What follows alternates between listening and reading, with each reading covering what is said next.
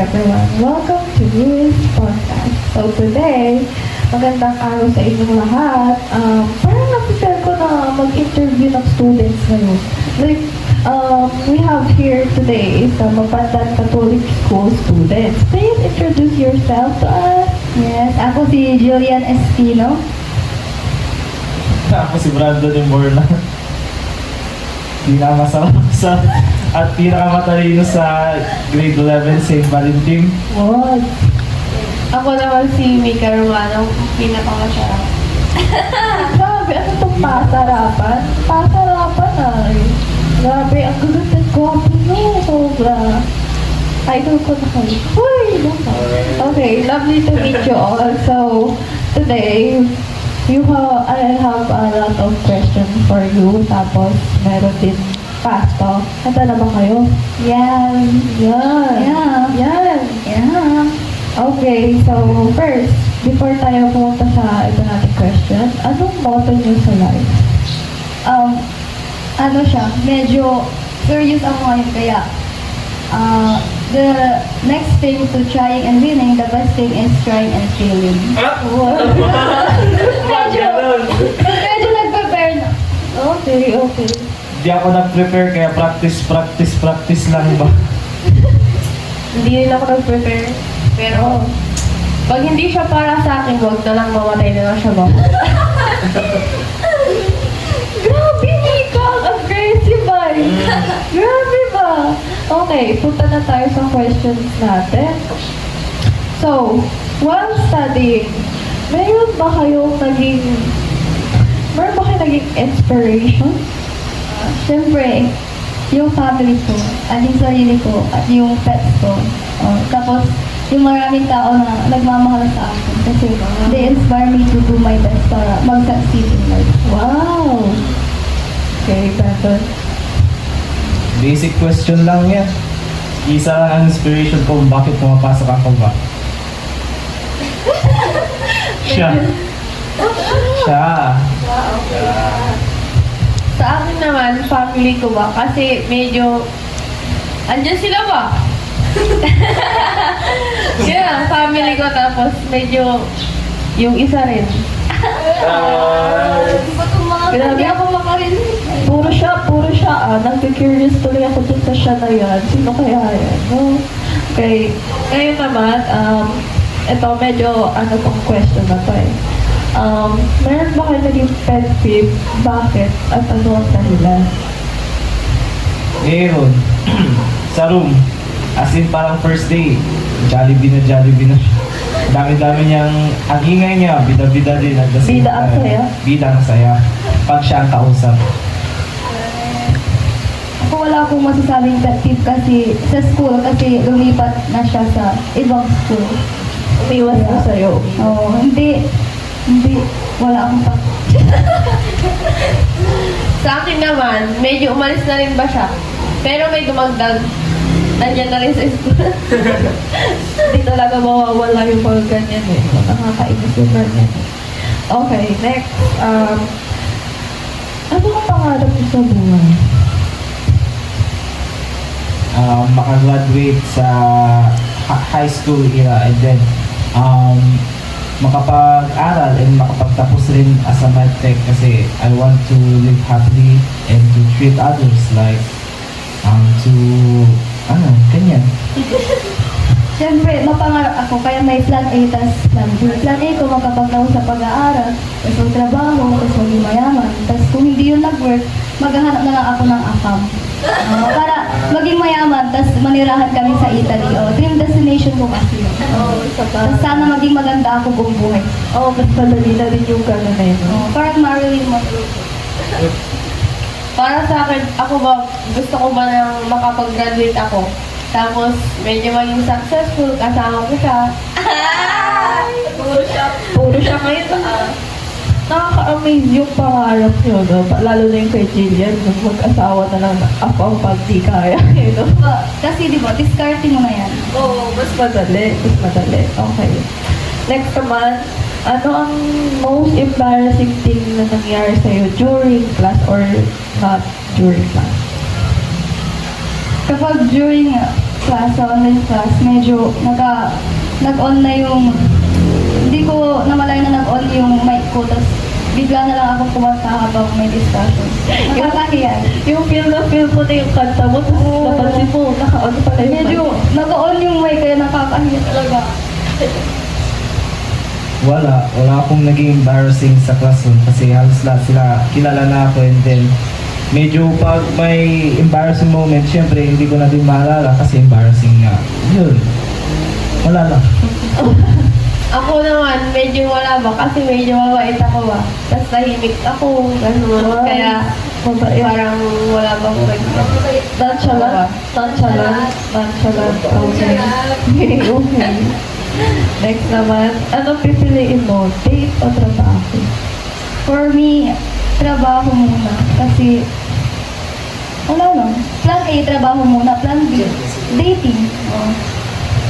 Okay, for the future. It depends para sa akin. If may time kami, di syempre makakapag-date kami. Like, movie date, ice cream date, arcade date, ganyan, di ba? Every types of date. And then pag busy naman, syempre, I'll assure her na yan, mag-work ako and may gagawin ako. Grabe. Grabe, puro siya Curious na ako tuloy. Para sa akin naman, makakapaghintay kasi yung love. Kaya medyo focus muna pa sa trabaho. Kapag naging successful na kami, di doon. Tama. May point. Okay. So, kamusta naman yung mga questions sa inyo? Hindi naman ba like medyo personal or what? Hindi naman. Okay. Okay lang. So, ngayon naman, ready na ba kayo sa fast talk natin? Yeah, ready na ba kayo? Yes, So, ready na sila sa fast talk. Okay. So, let's start na. Hard or gentle? Hard! Grabe! Gentle. Kasi mas gentle ako, mas more intimate. Hard! Kasi gusto namin yung hard. Sa bagay. Mas magandang hard. Okay. Next, mabilis o mabagal? Mabilis! Grabe! Mabagal. Bakit mabagal?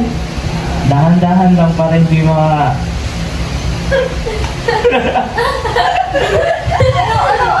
Sa akin naman, mabilis para ayaw ko kasi ng mabagal. Parang ang tagal. Parang ang boring pag mabagal. Tapos nakakainis kasi super tagal.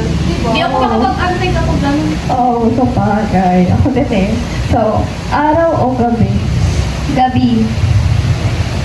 gabi-gabi kasi nanonood ng movies. Naglalaro gabi-gabi. Okay.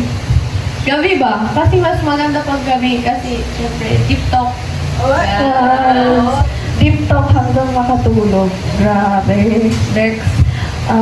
Malamig o mainit? Malamig. Because, gusto ko kasi pangarap ko kasi magka-winter dito para may kakadol sa ako. Hoy! Diba?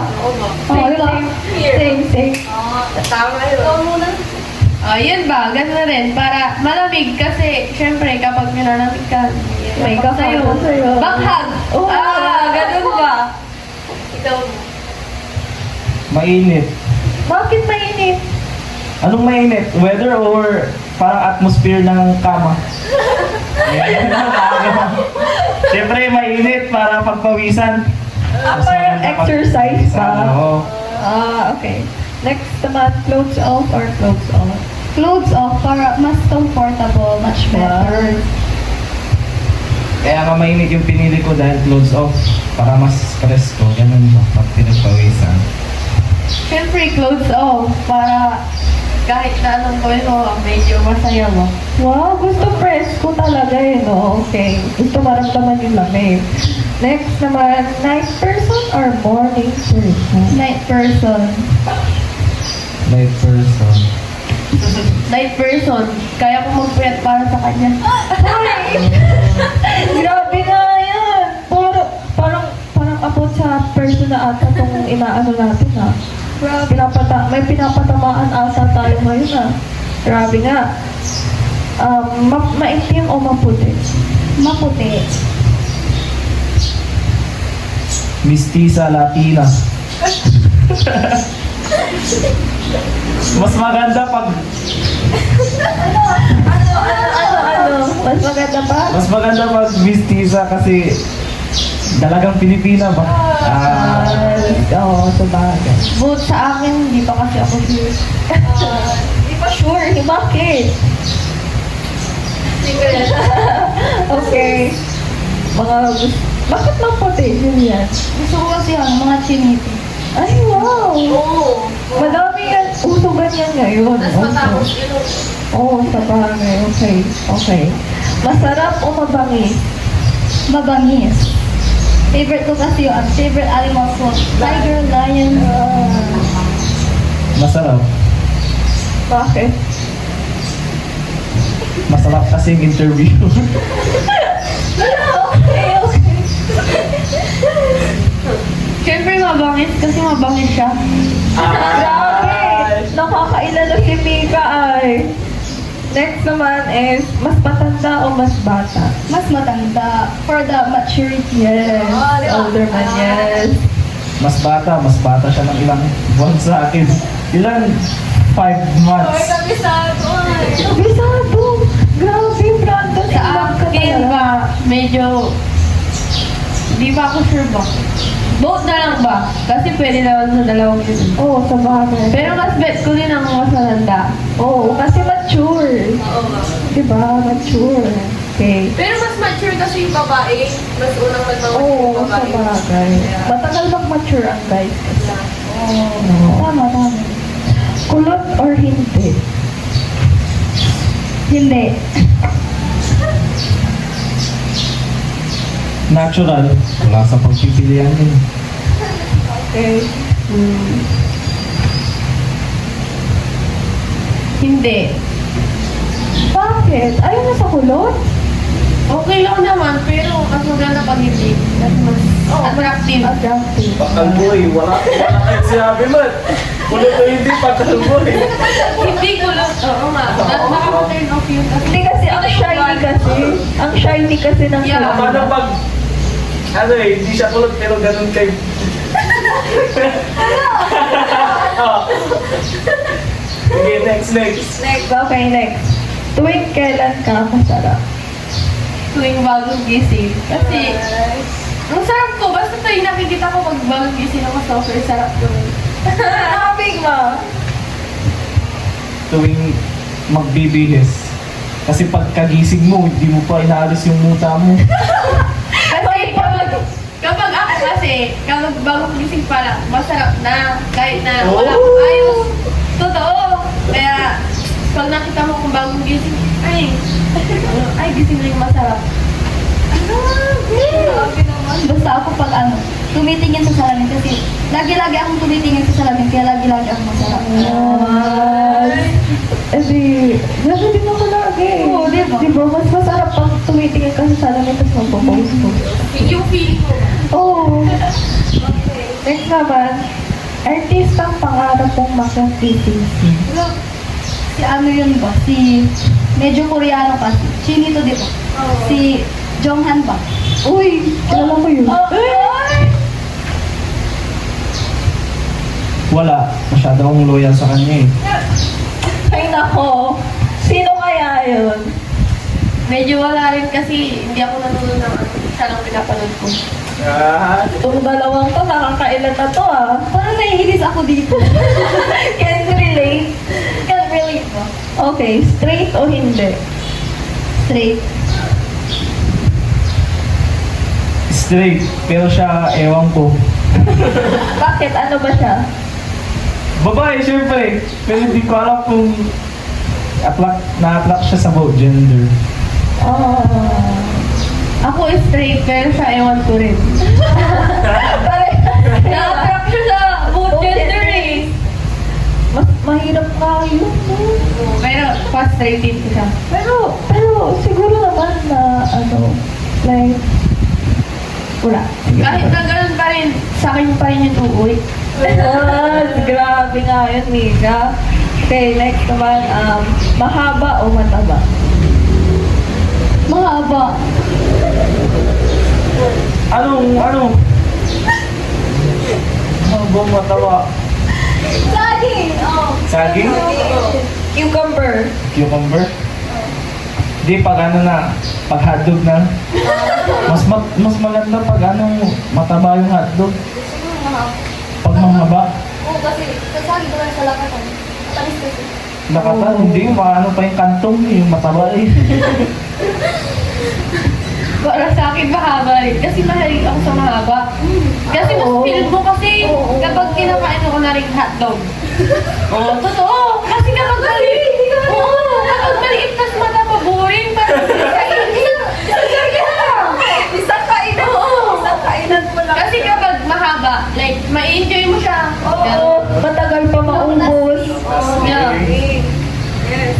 Okay, maingay o tahimik? Siyempre, tahimik. Mahilig kasi ako sa mga ganun. Maingay, feel ko kasi maingay siya. Grabe. Parating sumisigaw. Ay, wow. Ay, pinapatabaan ka, kuya? Ako kasi kahit na parehas kaming maingay, gusto ko pa rin ang tahimik. Para walang istorbo ba? Oo, peace of mind. Yeah. Okay, maskulado o mataba? Maskulado. Pero ayaw ko ng ano, medyo gusto ko yung mga, Midland. hindi, yung mga medyo walang laman. Ay, ano, endomorph yung gusto mo. Ganun din, endomorph. Ganun rin kasi ayaw ko lang masyado kitang-kita yung ano, hindi ko bet ba? Ay, ganun, mayroong biceps. Ay, kahit ayaw ko ba? Parang, ano kasi ang pangit tignan para sa akin. Oo, sa bagay. Parang kasi sila nung sumasayaw sa TikTok. Uy, Medyo, sarap yung face card na medyo. Oo. Parang minyo. Ay, Ito mo kaya si Mingyu baka i-consider din. Oo. Ganun ba? Kasi si Mingyu, ano Kahit siya, pa-headband iba. na lang ng diretso. Oo, kahit Kaming ba. violet. Ay, gusto ko rin magpa-headlock kay Mingyu. Ay, meron na ba or wala pa? Like, nagpapakilig. oo, nagpapakilig. Wala. Ang boring ng buhay ko. Meron, ang lapit-lapit nga eh. Nasa Mapandan lang, ang Mapandan. Ano, mapanda. Okay. Secret ba? Medyo kasi wala pa ngayon. Ay, talaga? Bakit sino yun siya? Sino yung siya? Eme-eme. Ay, talaga? Hindi, secret pa. Privacy muna. Baka pag ano talaga. Pag totoo na. Ano, what if? What if? What if, ano, like, nagpakilig siya sa'yo, nagpapakilig na. Meron na, di ba? Meron na. Meron na pala eh. Meron na pero minsan hindi ba? I still get jealous ba? Ay, okay, kasi sometimes sa atin, kapag wala pang something, wala tayong karapatan na mag-settle. Diba? Pero, nagsiselos pa rin ako, bakit ko? Oh, bakit yun? Nararamdaman ko to eh. Oh, okay. Okay, for the last fast talk question. English or Filipino? English. English. Oh, Example ng English. Hindi nga yun. English, pag ano. Okay. Both, Taglish, naintindihan ko, bilingual ako. Ay, bilingual. Oh, Okay. dalawa. Mas preferred mo nga. Ano? I must prefer Tagalog. Ano ba? Paano pa, ano siya, English area siya? English era ba yun? Di, nagsasalita nga ng Tagalog eh. Okay. Ako, English. Kasi, nakakabulol pag Tagalog. Oo. Gusto rin yung podcast. Totoo. Oo, nakakabulong talaga. Nakakabulol for real. Ay, nag-English yan. Sige nga, magsalita na. For real ba? Oo, example ka ng English? Huwag mo na ngayon, medyo may sakit ako. Okay. Kasi parang for me, mas madali ang English kaysa sa Tagalog. Our own language na Tagalog, hindi natin kaya ano yun. Mahirap din yung ibang spell. Oo. Mahirap rin siya. Mga spell bilingualismo. B-I-L-L. Oh, wala. Oh, wala. Wala agad. Mali ka na agad. Oy! Double L ba ito eh? Single L ba yun? Oo. Lagi. Bilis. Tapos meron pang mga Tagalog words minsan na like sobrang lalim, hindi naman. Di ba? Oo. Tapos kapag gagamitin sa, kumari sa tula, parang wala ka naman Oo, naiintindihan. wala na talaga. Okay, yun na. Kamusta naman? Nag-enjoy ba kayo sa fast talk natin? Yeah. Oo, medyo lang. Medyo? Bakit medyo? Medyo parang inaano ako nitong dalawa. Parang yung sa ano, mataba or mahaba. Parang pinagkaisahan nila ako ay pati dun sa Tagalog at English. Sige nga, ba nakakaintindi kayo ng ano, mga English? Puro siya ka daw kasi. Mas, ano, mas naintindihan mo yung English. More intimate yung English. Yes. Tingnan mo, dire-diretso ka nga mag-English, ay mag-Tagalog ka, mabubulol ka. Oo. Ako si Brandon Esenborn na. Kasi di ba, sa lahat ng mga pinagsasabi natin ngayong sa pag nagsasalita tayo, may halo pa rin English. Kasi hindi nakakabulol yung English, like, madidiretso mo siya. Ikaw pa mismo nagsabi ng radio broadcast, nakakabulol yung ano ay? Kaya nga, nung unang radio broadcasting tayo sa English, hindi tayo nabulol, di ba? Pero ngayon medyo ano tayo ba? Para tayo nagsasabi. Oh. Okay. Grabe, nagtatalo na sila guys. Nagtatalo na sila, pinagkakaisa. Okay. So, I hope you guys enjoy sa aming question and fast talk. Now na na-meet nyo na yung magagandang poging student ng Mapandal Catholic School. Thank you everyone. Yun lang at today's Yuris Podcast. Bye! Bye guys!